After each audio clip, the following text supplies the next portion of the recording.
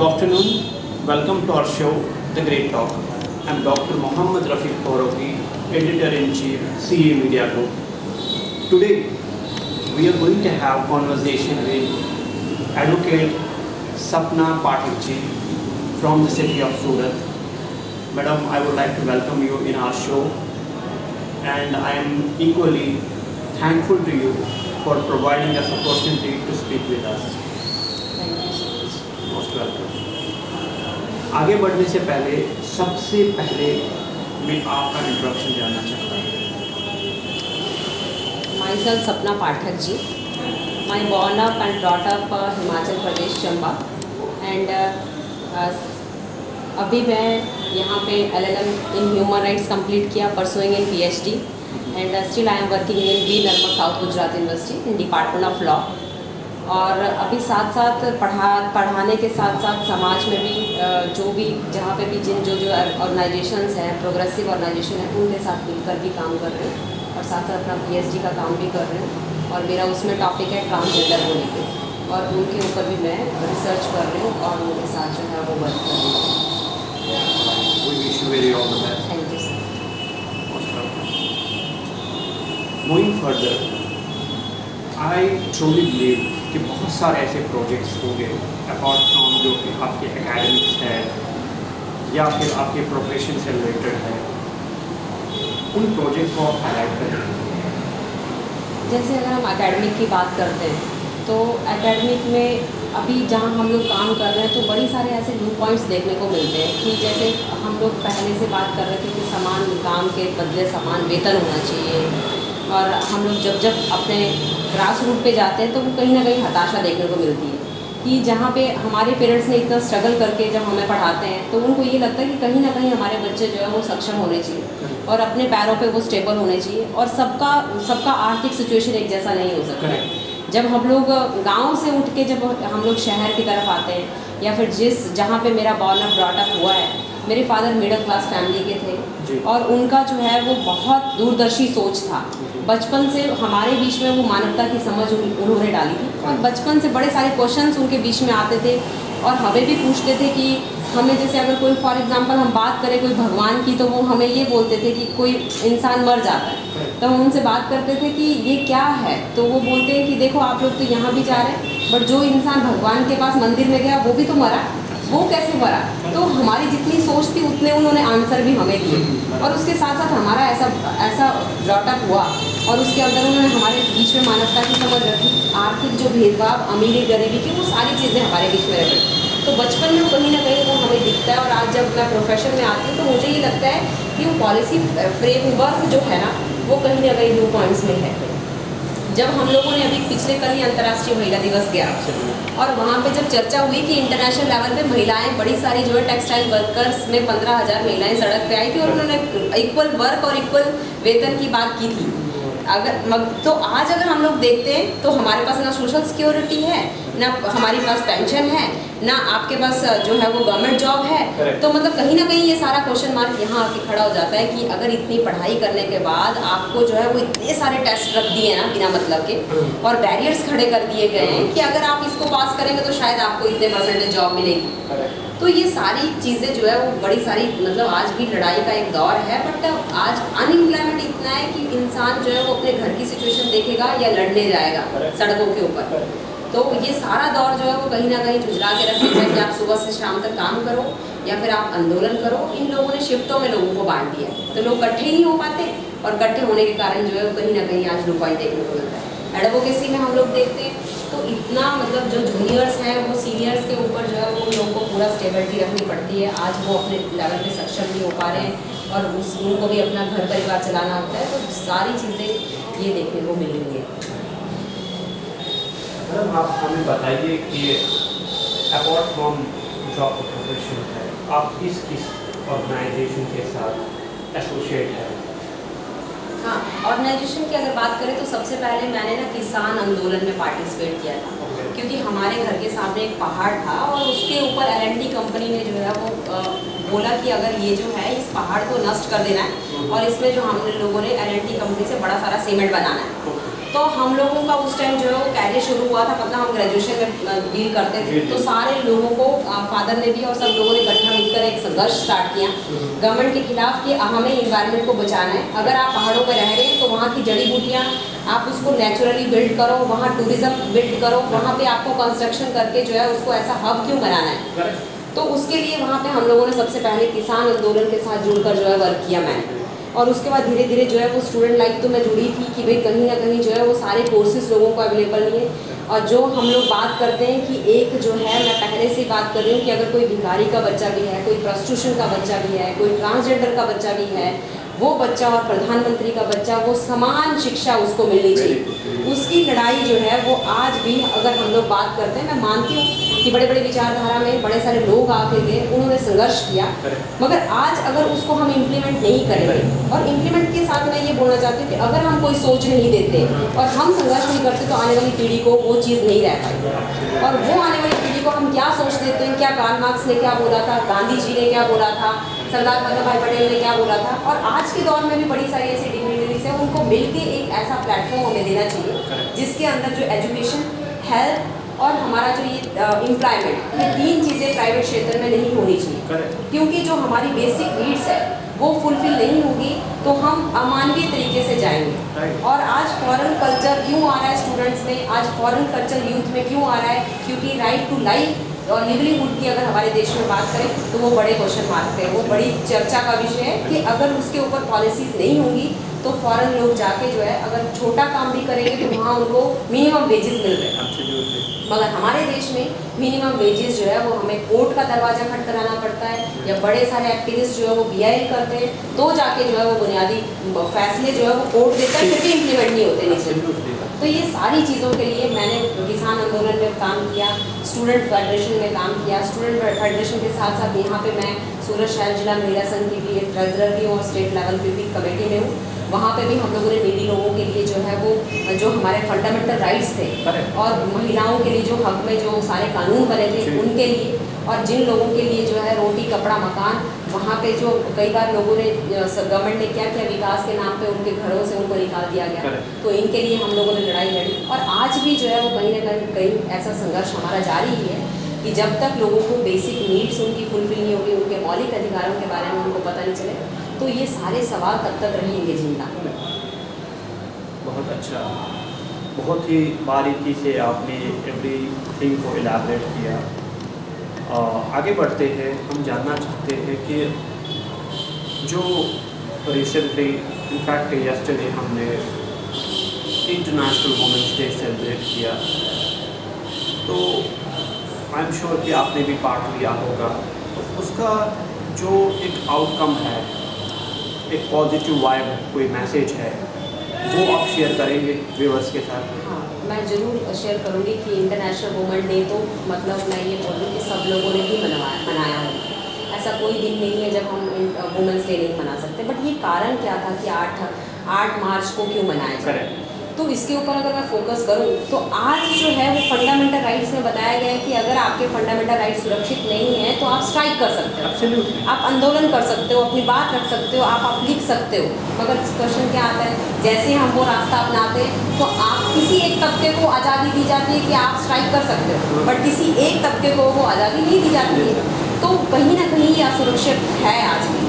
अगर अंतर्राष्ट्रीय महिला दिवस की बात करते हैं तो न्यूयॉर्क में 1908 में ये लड़ाई शुरू हो गई थी महिलाओं ने, और तब से मैं देखती हूँ कि महिलाओं को तब राइट टू वोट का अधिकार नहीं था, एजुकेशन का अधिकार नहीं था, समान काम के बदले समान वेतन का अधिकार नहीं था। उन लोगों ने उस टाइम से वो डिमांड रखी थी, मगर उसी के सिनेरियो में आज हम इस 2022 में अगर बात करते हैं और अपने देश में बात करते हैं तो स्टिल वही सिचुएशन आज भी हमारे देश में। मैटरनिटी बेनिफिट की बात करें तो कहाँ पे सरकारी जितनी जॉब है वहाँ पे मैटरनिटी बेनिफिट कितने % लोगों को मिल पा रहा है, जॉब सिक्योरिटी कितने लोगों को है, और समान वेतन समान काम के बदले समान वेतन कितना है, वो आज भी सेम वही लड़ाई है। संघर्ष की ज़रूरत है आज। और इंटरनेशनल वुमेंस डे के अंदर अगर हम लोग बात करते हैं तो महिलाओं ने उस टाइम बड़ा संघर्ष किया कि हमें ब्रेड चाहिए, पीस चाहिए, हमें बुलेट नहीं चाहिए। मगर आज भी यूक्रेन और रशिया का युद्ध चला है, उसमें हमारा कितने लोग मारे जा रहे हैं, और हमने इंटरनेशनल लेवल पे जो है 1945 में यूनाइटेड नेशन बनाया, UDHR की बात की, मानव अधिकारों की बात की, फिर भी स्टिल आज मानव मारे जा रहे हैं। वो कारण कुछ भी हो, हमारा ये मकसद था कि पीस होना चाहिए, मानव मानव को नहीं मारे, ये एक दृष्टिकोण रहना चाहिए था। बट बदला क्या? बदला वही, हम उसी पैटर्न पे। जब हम आज इतने सालों बाद आज़ादी की बात करते हैं तो स्टिल मैं पहले से भी बात करती थी कि पहले हमें सती कर दिया जाता था, और जो ये हमारा ब्रिटिशर के टाइम का पीरियड था तो हम ये बोलते थे कि ये हमारा कस्टम में है, हमारे कल्चर्स में। राजा राम मोहन राय और अंग्रेजों के साथ मिलके इस कुरीति को हमने निकाला और अपने कल्चर को ये बताया कि इसमें ये कुरीति अमानवीय ढंग से काम है, इसको नहीं होना चाहिए। मगर हमारी ही महिलाएं और जाति की नहीं, ये हमारा समाज बोलता है ये आप गलत कर रहे हो, इसमें सती नहीं होना चाहिए, राजा राम मोहन राय आप गलत कर रहे हो। फिर उसके बाद क्या हुआ, चलो रूल ऑफ लॉ आया और हम लोग फिर से थोड़े शिक्षित हुए, और सावित्रीबाई फुले और ज्योतिबा फुले जैसे लोगों ने हमें शिक्षा का अधिकार के लिए उन्होंने जो संघर्ष किया उसको हम भूल नहीं सकते इंटरनेशनल अभी जो डेज गया। बट इसके साथ बात करते तो शबरीमाला में आज भी हमें राइट नहीं है कि, और महिलाएं वहाँ जाके एजिटेशन करती कि नहीं नहीं शबरीमाला में हम नहीं जा सकते क्योंकि हमारे तो ये धर्म में लिखा हुआ है। तो वो जो चोला हम लोगों ने धर्म का पहन के रखा है, और रूल ऑफ लॉ जहाँ इक्वालिटी की बात करते हैं वो कहीं ना कहीं क्लैश में होता है। आज हमें क्या चाहिए कि रूल ऑफ लॉ चाहिए या धर्म चाहिए, वो आप, मैं ये मानती हूँ कि सबका धर्म है, वो आपका एक आंतरिक मामला होना चाहिए, उसको आप किसी के ऊपर थोप नहीं सकते हो और किसी भी मानव के ऊपर थोप नहीं सकते हो, और वो आपका एक अपना पर्सनल व्यूज़ होना चाहिए। वो आप रात को सो और अपने तक सीमित रखो, आप उसको थोपना नहीं चाहिए। बट आप आज उल्टा हो रहा है कि आज धर्म डिसाइड कर रहा है कि राजनीति में कौन से लोग रहेंगे और क्या करेंगे। तो ये सारी चीज़ें जो है वो आज महिला दिवस के ऊपर भी मैं ये बोलना चाहूँगी कि महिलाओं को भी जागरूक होने की ज़रूरत है, उनको रैशनल अप्रोच रखने की ज़रूरत है। क्योंकि इसके साथ साथ जब हम लोग देखते हैं कि आज भी बड़े सारी ऐसी कि मासिक धर्म आता है तो महिलाएं नहीं जा सकती किचन में। आज उनको बोल दिया जाता है कि आपको इतना गैप रखना है, आपको ये रखना है। और दूसरी अगर रिलीजन की बात करते हैं तो वहाँ पे भी आज बड़ी सारी ऐसी कुरीतियाँ हैं। जैन धर्म की बात करें तो वहाँ पे छोटे बच्चों को जो है वो जैन दीक्षा दिलाई जाती है, उनको बच्चों का भी मैच्योरिटी लेवल नहीं आया होता है। तो मैं ये बोलना चाहती हूँ एक लेवल पे आप किसी के ऊपर कोई चीज़ थोपते हैं तो वो सारे आपका जो है एक प्लेटफॉर्म पे दिखना चाहिए। और अगर मुस्लिम धर्म की बात करते हैं तो वहाँ पे भी बहुपत्नी प्रथा, भी अगर ट्रिपल तलाक की बात करें, इससे अलावा भी बड़ी सारी ऐसी चीज़ें हैं जहाँ पे एक औरत को उसको किसके साथ शादी करनी है, उसको क्या पहनना है, उसको क्या खाना है, वो उसका एक अपना विषय है, उसको सोचना है, इंडिविजुअल सोच, वो कोई भी उसके ऊपर थोप नहीं सकता है। तो ये मेरी ऐसी सोच है कि इस तरीके से ये सारी समाज में ऐसी इंटरनेशनल वुमेन डे मनाना चाहिए, नो डाउट, उसके सारे संघर्षों को याद किया जाना चाहिए। बट आज के सिनेरियो के साथ वो कितना ठीक हो पा रहा है उसके ऊपर भी चर्चा होनी चाहिए। बिल्कुल सही बात। मतलब कि जो इंटरनेशनल डेज हम सेलिब्रेट करते हैं या वुमेन एम्पावरमेंट की जनरल बात कर रहे हैं, उस पर अगर इम्प्लीमेंटेशन ना हो तो ये दिन मनाने का कोई मतलब नहीं है। हाँ। आगे बढ़ते हैं, मैं आपसे ये भी जानना चाहता हूँ कि आपने जो अभी तक स्टोरी बताई कि किस तरह से स्ट्रगल करके आपने एक ऐसे प्रोफेशन को एम्ब्रेस किया है, उसके साथ साथ डिफरेंट ऑर्गेनाइजेशन के साथ यू आर एसोसिएटेड विद, तो मैं ये जानना चाहता हूँ और व्यूअर्स के लिए भी जानना चाहता हूँ कि इस इंटरव्यू के माध्यम से और हमारे प्रोजेक्ट के माध्यम से लोगों को आपके जो प्रिंसिपल्स हैं जो बहुत इम्पोर्टेंट है, जिसकी वजह से एक पर्सनालिटी का जो प्रोफाइल है बाहर आ जाता है, तो आपके जो सिद्धांत है, आपके जो प्रिंसिपल्स हैं, उसूल, वो क्या है, वो आप व्यूअर्स बताइए।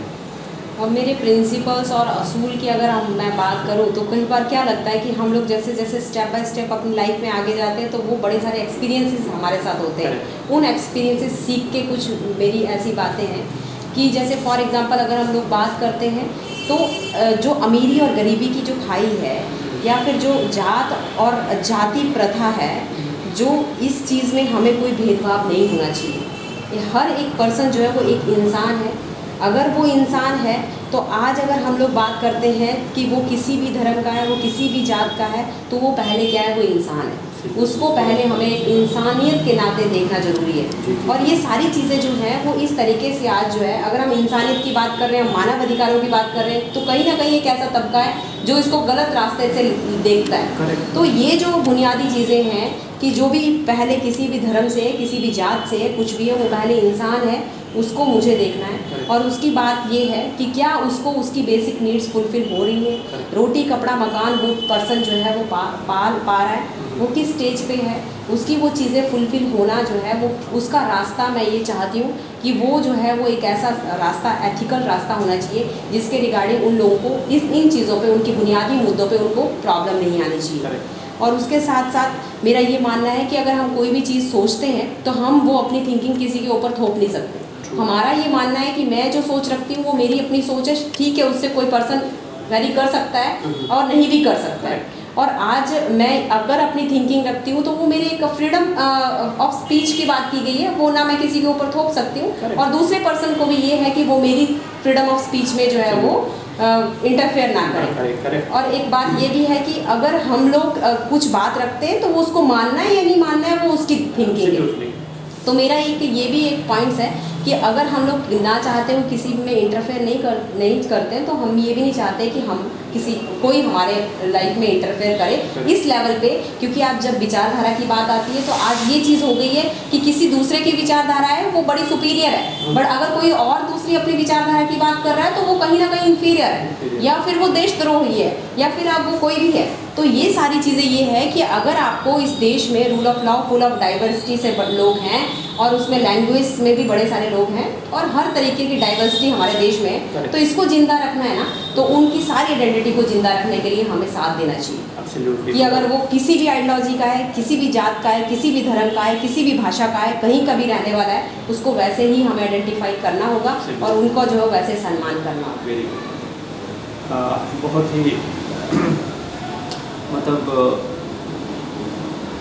प्रोफाउंडली आपने इसको एलाबरेट किया। इसके साथ साथ मेरे माइंड में एक थॉट जनरेट हुई कि हम भारत में रहते हैं और हम ये बखूबी जानते हैं कि भारत एक कल्चर नहीं बल्कि कंपोजिट कल्चर है।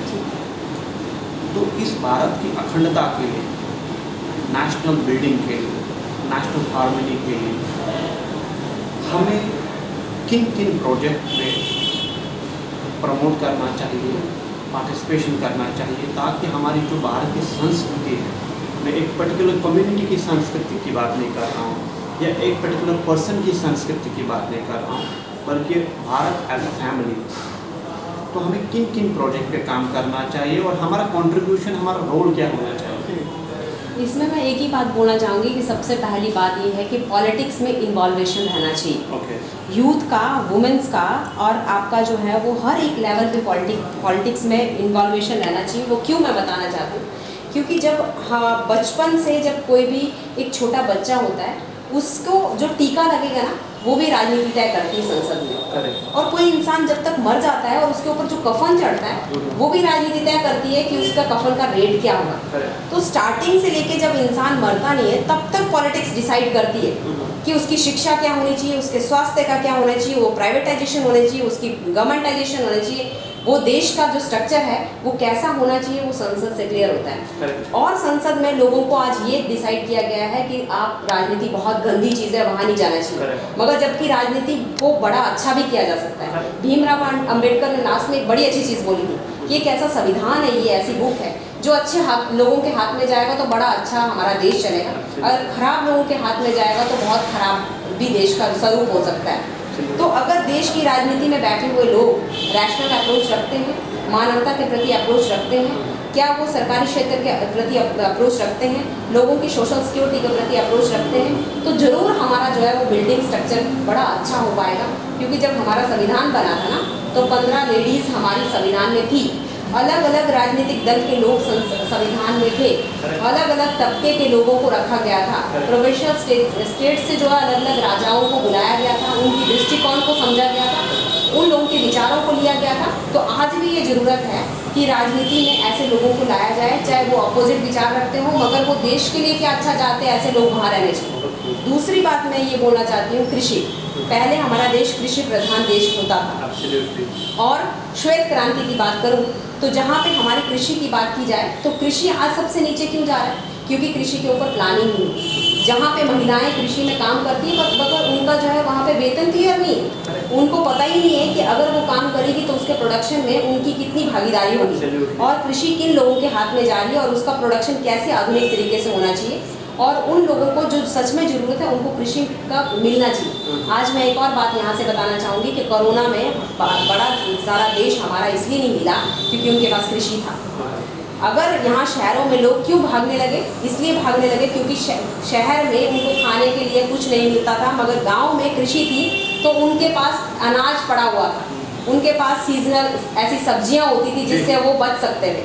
मगर आज जो है वो चोट हो रही है ऐसी चीज़ों के ऊपर कि आपकी कृषि कॉन्ट्रैक्ट के हाथों में दे दी जाएगी और आपके हाथ में कुछ नहीं रहेगा। तो ये बड़े विचार करने जैसी चीज़ है कि जो बुनियादी हमारे देश के लिए ज़रूरी है। मैं एक और चीज़ आपके माध्यम से ये बोलना चाहूँगी कि हमारे लोग बाहर पढ़ने गए, B.R. अम्बेडकर और बड़े सारे ऐसे लोग बाहर से शिक्षा लेके ये आए कि बाहर के देश में ऐसी कौन सी चीज़ थी जो हमारे देश में चल सकती थी, तो आज हमारे देश में ऐसी कौन सी चीज़ें चल सकती है उसके ऊपर फोकस करने जैसा है। हमने इन बुनियादी स्वरूप को समझा ही नहीं। जैसे फॉर एग्जांपल मैं अपने क्षेत्र की बात करूं, हिमाचल में चंबा की बात करूं, तो वो एक ऐसा एरिया है जहाँ पे नेचुरल रिसोर्सेज बड़े भरपूर हैं, जहाँ पे सब सेब आपको बड़े सारे मिलेंगे, जहाँ पे नेचुरल रिसोर्सेज में पानी बड़ा सारा मिलेगा, मगर उसके लिए प्रॉपर प्लानिंग ही नहीं है। वहाँ के लोगों को वहाँ से शहर में भागना पड़ रहा है। क्यों? क्योंकि प्रॉपर प्लानिंग नहीं है। हमने ये प्लानिंग की है कि 5 साल बाद हम लोग सत्ता में कैसे आए, हमने ये प्लानिंग की है कि हमारी पार्टी कैसे चमकेगी, हमने ये प्लानिंग नहीं की है कि हम जिस क्षेत्र में चुन के आए हैं, हम जिस क्षेत्र के हैं वहाँ का बच्चा कैसे बिल्टअप हो, वहाँ के लोगों को वहीं कैसे रोजगार मिल जाए, वहाँ की खेती कैसे बिल्ड हो सके, ये सारी चर्चाएं हमारे बाहर है। तो कहीं ना कहीं जो ये बिल्ड करने की बात आ रही है, जैसे एक और मैं इसके साथ जोड़ना चाहूँगी जो आपने बात की कि हम अपने देश को किस तरीके से लेके जाएं, तो मैं एक और बात करूँगी। जैसे मैं श्वेत क्रांति की बात की तो हमारे यहाँ पे जो है वो दूध की नदियाँ बहाती थी, मगर आज कुत्ता पालने में लोग गर्व महसूस करते हैं और अगर हम गाय पालते हैं ना गाँव में तो आपको कहीं ना कहीं डिग्रेड होना पड़ता है। तो नहीं, ये चीज़ हम लोग ये जानना चाहेंगे कि अगर क्यों उसको हम लोग इस तरीके से अप्रिशिएट नहीं कर सकते कि उससे रोजगार जनरेट हो। रोजगार जनरेट हो तो लोग सक्षम होंगे तो वो अपनी बात रख सकेंगे और उनके पास पैसा आएगा। आर्थिक समानता जहाँ होगी, आर्थिक क्षमता जहाँ होगी, वहाँ लोग पैसा ले सकते। तो कहीं ना कहीं ये बुनियादी प्रॉब्लम्स हैं जिनको जो है वो राज्य स्तर पर, राष्ट्रीय स्तर पर ले जाने की ज़रूरत है और लोगों को इसको बैठ के चर्चा करनी और उसके लिए सिनेरियो ऐसा बनाना पड़ेगा कि हम कैसी बात कर रहे हैं, सामने कैसा पर्सन बैठा है, क्या कोई पर्सन अनपढ़ बैठा है तो उसको उसकी भाषा में कैसे समझा के हम लोग उनके अधिकारों के प्रति बता सकते। तो ये सारी चीज़ें मैं सोचती हूँ कि हमारे देश को कहीं ना कहीं प्रबल करेगी। जो हमारी ये 3 चीज़ें थी, खेती था, हमारी श्वेत क्रांति वापस आ सकती थी और हम लोग ऋणी नहीं होंगे क्योंकि हमें ऐसा विकास नहीं चाहिए। अगर मैं सूरत में रह रही हूँ तो यहाँ पे मैं बड़ी कई बार चिंतित होती हूँ घर आते आते कि यहाँ पे मेट्रो भी आ रहा है, यहाँ पे ट्रेन भी है, यहाँ पे ऑटो भी है, यहाँ 2 व्हीलर भी है, यहाँ कार भी है और यहाँ बस भी है, जबकि यहाँ ज़रूरत नहीं है। इसको थोड़ा डिस्ट्रीब्यूट करो ना जहाँ ज़रूरत है। यहाँ ऐसा हब बनाने की ज़रूरत क्या है और विकास की डेफिनेशन क्या क्लियर करते हो? आपके जो है वो फ्लाईओवर के नीचे लोग सोते हैं और एक साइड आप उसको विकास का मॉडल बनाते हो, तो वो मेरी नज़र से वो विकास का मॉडल नहीं हो सकता है।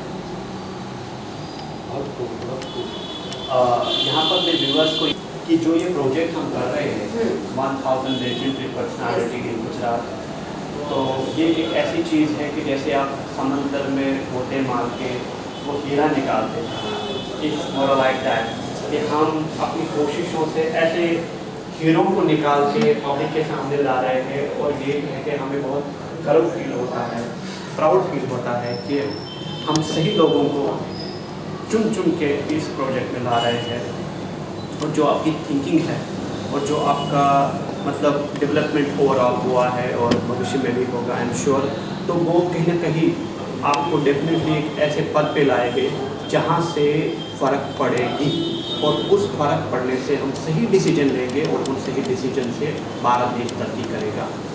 इसी चीज़ को आगे लेके मैं ये जानना चाहता हूँ कि बीच में हमने थोड़ी कोरोना की बात की, तो कोरोना हमारी लाइफ में एक ऐसा एक्सपीरियंस था जो हमने कभी नहीं फील किया था। तो कोरोना को लेकर आपकी जो विचारधारा है, आपका जो कंट्रीब्यूशन रहा होगा, आई एम श्योर डेफिनेटली रहा होगा, तो वो क्या है उसको आप थोड़ा बताइए। कोरोना तो एक ऐसी महामारी है थी जो मतलब सबको मानवता को झुंझला कर रख देने वाली थी और ठीक है, उससे हमें बड़ा कुछ सीखने जैसा था। शायद हम लोग सीखे भी होंगे, मैं यही चाहती हूँ कि सीखना चाहिए। हमने अपने बड़े सारे ऐसे लोग इसमें खो दिए जो एक सच में हीरे से कम नहीं थे इस कोरोना के दौर में। और इसमें मैं एक चीज़ यही बोलना चाहूँगी कि उस टाइम सबको यही पड़ा था, शायद हम लोग जीवित रहेंगे या नहीं रहेंगे। उस टाइम हमारी फैमिली भी पूरी इसी में ग्रस्त थी और हमारे 2 लोग भी इसके अंदर कोरोना में हम लोगों ने खोए। और उस टाइम सिचुएशन इतना ख़राब था कि आपका सिचुएशन ऐसा हो गया था कि कैसे जी पाएंगे। बट मेरा ये मानना था कि ऐसी महामारी के लिए प्रिपेयर रहना चाहिए था। अब जब हमारा हेल्थ, मैंने पहले भी बात की कि प्राइवेट सेक्टर के हाथ में दे दिया गया और उसी में ये प्रॉब्लम आई कि लोगों को जो है बेड तक नहीं मिले, ऑक्सीजन तक लोगों को नहीं मिला, जो कि ये चीज़ रहनी चाहिए थी कि जो डिजास्टर मैनेजमेंट हम लोगों ने बनाया था और नेशनल लेवल का जो हेल्थ पॉलिसी है वो इन सारी चीज़ों के लिए तैयार रहना चाहिए था। और कहीं ना कहीं वो फेल हुआ है। और फेल इसलिए भी हुआ है कि हमारी प्लानिंग नहीं थी। मैं ये बता रही हूँ कि ठीक है, ये महामारी सबके लिए पूरे वर्ल्ड वाइड में होगी, मगर क्या वो वर्ल्ड वाइड में जो लोग थे उनके लिए हम लोग क्या कर सकते थे? क्योंकि जो सबसे बड़ी रिस्पॉन्सिबिलिटी है, अगर हम लोग बात करते हैं कि अगर हम घर में होते तो हम सारी चीज़ें अपने पेरेंट्स से मांगते हैं कि आज जो है वो हमें यहाँ जाना है तो थोड़े पैसे चाहिए, आज जो है हमें फीस देनी है तो हम अपने फादर से मांगते हैं, आज हमें जो है वो कहीं जाना है तो वो हम फादर से मांगते हैं। और फादर कभी डिनाई नहीं करते हैं कि आपकी ये सारी रिस्पॉन्सिबिलिटी वो फुलफिल करते हैं। ऐसा ही पूरे देश का होता है कि एक सरकार जो है वो एक रिस्पॉन्सिबिलिटी फुलफिल करने के लिए होती है और वो फुलफिल नहीं की गई, क्योंकि जो सरकार वहाँ बैठी थी वो हमारे पेरेंट्स की तरह काम करने के लिए तो हमने रखा था। तो जब हम लोगों ने डिमांड की कि हमें ऑक्सीजन चाहिए तो ऑक्सीजन नहीं मिला और ऑक्सीजन के कारण बड़े सारे लोग मारे गए। दूसरा पॉइंट मैं ये बताना चाहती हूँ कि हमारे लोगों को बेड तक नहीं मिला और बड़े सारे लोगों की रिपोर्ट जो है वो इतनी क्लैशेज आई। उन्होंने कंपनसेशन की बात की तो वहाँ पे भी धांधली की। तो जो उन लोगों के हाथ में था, जो उनकी रिस्पॉन्सिबिलिटी थी, आज बड़े सारे लोग इसलिए नहीं बोल पा रहे क्योंकि उन्होंने अपने लोग खोए और उसी दर्द में वो लोग ये सोच रहे हैं कि ठीक है, मगर ये चीज़ें बड़ी देर तक छुपाई नहीं जा सकती हैं। आने वाले टाइम से इससे भयंकर बीमारी आ सकती है, उसके लिए हमारी क्या प्लानिंग होनी चाहिए? वो सारी प्लानिंग अगर आज हम काम नहीं करेंगे तो शायद हम जैसे आप जैसे लोग उन बीमारियों में भी जा सकते हैं, क्योंकि ऐसे दौर में अगर हमारी प्लानिंग होना बहुत ज़रूरी है। और लोग इस चीज़ को नहीं समझ रहे कि जब 1991 में इन लोगों ने LPG को अपनाया, लिबरलाइजेशन आपका ग्लोबलाइजेशन ऑफ प्राइवेट सेक्टर को अपनाया, उसके बाद हमारा देश का स्तर कितना नीचे गया है। बाकी स्टेट कंट्रीज़ के रिगार्डिंग हमारा एजुकेशन लेवल, हमारा विकास का दर और हमारा जो है वो हेल्थ का स्ट्रक्चर, ये सारी चीज़ों के ऊपर क्वेश्चन मार्क रहा है और ये सारी चीज़ों से हमें सीखने की जरूरत है। बहुत खूब। कुछ और क्वेश्चन पूछना चाहता हूँ क्योंकि जितना आपसे पूछा उतना कम है और मुझे श्योर है कि आपकी जो ये प्रोफिशिएंट थिंकिंग है वो मैक्सिमम पब्लिक तक पहुँचे और बधाई देते हैं हम आपको कि आप आज ऐसी विचारधारा रखते हैं। खैर आगे बढ़ते हैं तो I would like to know कि इतना सब आप करते हैं, ऐसा आप सोच रखते हैं, आपको खुद किससे प्रेरणा मिलती है? बचपन से ही जब हम लोग जैसे मतलब हम लोग जब भी बड़े हुए तो हमने हर तरीके के लोग देखे जी। हमने मतलब ये देखा, ये बड़ा अच्छा हुआ कि हमें वो अनुभव था। मतलब वो ग्रास रूट के साथ चाहे वो एक ही जगह उसका जानवर भी होंगे, वो लोग भी होंगे, वो खेती भी होगी, वैसे कल्चर से जब हम लोग निकले कि वो चीज़ भी थी। और ऐसा लोग भी देखा कि जो स्पून और कांटे से ही खाना खाते थे वो पैर रखेंगे तो गाड़ी में भी रखेंगे। वो दोनों दौर जो हमने देखा उससे बड़ा कुछ सीखने को मिला। ये लगा कि ये लोग ये मान बैठे हैं कि हमारे पूर्वजों का या फिर हमारे पुराने कोई ऐसे कर्म हुए जिसके कारण हमें ये जीवन मिला। और फिर दूसरी तरफ एक इतनी बड़ी अमीरी, इतना बड़ा चकाचौंध था, वो भी हमने देखा। बट हमारे बीच में वो हिला नहीं, वो माइंडसेट हमारा हिला नहीं, क्योंकि वो मानवता की सोच बचपन से हमारे फादर की, उनके संघर्षों के कारण, उनका जो लाइफस्टाइल था। मैं बोलती हूँ कि हम उनको ही सल्यूट करेंगे कि उन्होंने हमें इस लेवल तक टिकाए रखा। आज बड़ा ज़्यादा पैसा भी आ जाए या बड़ी ज़्यादा गरीबी भी आ जाए, बट वो मेंटल लेवल हमारा इसलिए स्टेबल रहेगा कि वो सारे दौर से गुजरे। और ये जरूर लगा कि वो कोई पूर्वजों और कोई कर्मों का फल नहीं होता है, वो कहीं ना कहीं जो है वो हमारी ही ऐसी थिंकिंग के कारण ऐसे लोगों को हमने बढ़ाया, ऐसी पॉलिसीज़ बनाई जिसके कारण हम लोगों का ये हालात है। क्योंकि पहले जब हम बात करते हैं कि अगर मेरे फादर हमें पढ़ा सके तो वो गवर्नमेंट क्षेत्र में जॉब करते हैं, उनके पास सोशल सिक्योरिटी थी तो वो हमें पढ़ा सके। और आज जो है वो सोशल सिक्योरिटी के नाम पे क्या बात हो रही है, और आज जो है वो एजुकेशन लेवल इतना महंगा हो गया है कि अगर हम लोग आप बोलते हैं कि हर महिला सक्षम होनी चाहिए, हर महिला आर्थिक सक्षम होनी चाहिए और हर महिला के पास जो है वो एजुकेशन होना चाहिए, बट मेरा क्वेश्चन वहाँ पे भी ये आता है कि हम प्राइमरी, सेकेंडरी, हायर एजुकेशन दे देते हैं, फिर उसके बाद जब हम बड़े एजुकेशन, मुझे MBBS डॉक्टर बनाना है किसी को, अपने बच्चे को, तो क्या मैं वो 2.5 से 3 लाख या 4 लाख एक नॉर्मल व्यक्ति अपने बच्चे को वो सपना दिखा सकता है या वो डोनेशन दे सकता है? और इस मंच से मैं सिर्फ एक ऐसे घराने की बात नहीं कर रही हूँ, अगर कोई नॉर्मल व्यक्ति भी वो चीज़ करना चाहता तो वो पॉसिबल है। आज वो डोनेशन या फिर वो जो सारी चीज़ें जो हो रही है वो सारी बराबरी क्यों नहीं हो सकती, मतलब क्यों नहीं हो सकती है? वो क्या ऐसी चीज़ें हैं, क्या ऐसी चीज़ें रोकती हैं हमें? जैसे कृषि के काले 3 कानून आए, उन कानूनों के ऊपर पहले वो उन्होंने जदोजहद की और बाद में जब संघर्ष हुआ जिन किसानों ने किया, उसके बाद इन्होंने वापस रिवर्ट बैक लिया। तो ऐसा रिवर्ट बैक जब लेते हैं तो क्यों हम लोग शिक्षा के प्राइवेटाइजेशन में जो बाजारीकरण बना दिया है उसके पीछे रिवर्ट बैक क्यों नहीं ले सकते? क्योंकि सारे देश का हालात, सारे स्टेट का हालात एक जैसा नहीं है एजुकेशन। शायद मुझे यहाँ पे मेरी नज़दीक यूनिवर्सिटी मिल रही है, मुझे अपॉर्चुनिटी मिल सकती है, पर शायद जहाँ पे मेरा बॉर्न ब्रॉटअप हुआ वहाँ से मेरे इतने नज़दीक मुझे इतना अपॉर्चुनिटी नहीं मिल सकती है। तो ये सारी अपॉर्चुनिटी खड़ा करना, ये सारे ठीक है, आप अवसर तो दो एक बार, हम लोग इन लोगों की क्रिटिसिज्म नहीं कर रहे हैं, बट एक बार अवसर दे के तो देखो। ये है चांस मिलना चाहिए हर एक पर्सन को। और ठीक है, आपने बड़ी सारी ऐसी योजनाएं बनाई हैं, उसके बारे में भी लोगों को आप अवगत कराओ, क्यों हम फेल हो रहे, क्यों हम लोग फौरन भाग रहे, इसके ऊपर भी बहुत बड़ा क्वेश्चन रहना चाहिए कि ऐसा तो क्या है, कि ऐसा क्या मजबूरी आ गई कि हमें जाना पड़ रहा है। बहुत बड़े पोइट है या राइटर है yes. तो उन्होंने कहा है chance plays a great part in human life. जब तक आप चांस नहीं देंगे तो इंसान ग्रो कैसे करेगा, राइट। अंत में मैडम मैं आपसे एक क्वेश्चन पूछना चाहता हूँ कि आपकी जानिब से पूरे इंडिया के लिए या पूरे भारत के साथ साथ पूरे विश्व के लिए क्या ऐसा पॉजिटिव मैसेज है जिससे people of India and people of the world will get benefit, ऐसा पॉजिटिव मैसेज? मेरा लास्ट में यही मैसेज रहेगा कि कोई भी पर्सन जहाँ पे भी स्टेबल है, जहाँ पे भी वो वर्क कर रहा है, जहाँ पे भी वो है, चाहे वो महिला है, चाहे वो बच्चा है, चाहे वो यूथ है, चाहे वो बुज़ुर्ग है, उसकी जो थिंकिंग है उस थिंकिंग को वो इस मानवता के तरीके से बढ़ाए और मानवता के तरीके से उसको बढ़ा के जो है अपने अपने लेवल पे उसको जहाँ गलत लगता है वहाँ गलत की आवाज़ उठाए और उसके जो है उस लेवल पे संघर्ष करे वो अपने लेवल पे जहाँ पे वो उसको देखना चाहता है। और दूसरी बात, पूरे देश को ये भी मैसेज देना चाहूँगी कि बड़ी सारी भागीदारी आपकी जो है वो सामाजिक क्षेत्र पे रहनी चाहिए, राजनीतिक क्षेत्र पे रहनी चाहिए और आर्थिक क्षेत्र पे रहनी चाहिए, ताकि एक मानवता का एक ढांचा हम खड़ा कर सकें। और आज जो चाहे पूरे वर्ल्ड में है, जो हम लोग अभी आज का थीम लेके चले थे कि gender equality and sustainability for tomorrow, ये और इससे पहले हम लोगों ने ये लेके चले थे कि हमें celebrating past and planning for future. तो इसके लिए हमें ज़रूर अपने पास्ट के बारे में मंथन करके और जो वो चीज़ हम अचीव नहीं कर पाए वो आने वाली पीढ़ी के लिए हम लोग कैसे अचीव कर सकें, उसके लिए हम लोगों को मंथन करना होगा। और उसके लिए अगर संघर्ष करना पड़े तो सारे अपने अपने लेवल पे जो है वो अप्रोच करें, वो एक प्लेटफॉर्म लेके आए, चाहे वो किसी भी धर्म का है, चाहे किसी भी पार्टी का है, किसी भी विचारधारा का है, वो सारे जो है अगर कोई थिंकिंग रखता है तो वो एक प्लेटफॉर्म पे आए। और आज जो है जो भी हमें दिखता है कि हमारे आने वाली पीढ़ी के लिए ठीक नहीं है तो उसके लिए आवाज़ बुलंद करें। Thank you. Most welcome. So we were in conversation with Advocate Sapna Pathak ji from Surat. She has elaborated each and everything very nicely, and we wish her very all the best.